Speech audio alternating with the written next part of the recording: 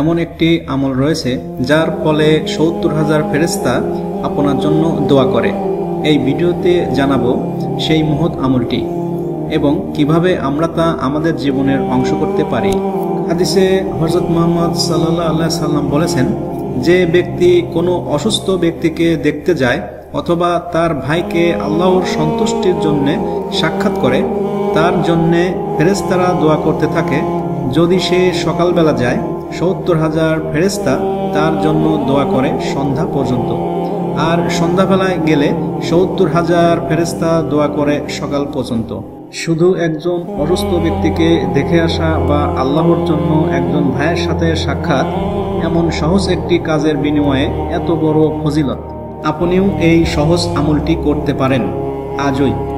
কাউকে দেখে আসুন বা কাউকে ফোন দিয়ে খোঁজ নিন আল্লাহর জন্য। ভিডিওটি ভালো লাগলে লাইক দিন, শেয়ার করুন এবং আরও এমন দিনী ভিডিও পেতে সাবস্ক্রাইব করে ফেলুন। আসসালামু আলাইকুম ওয়া রাহমাতুল্লাহি ওয়া বারাকাতুহু।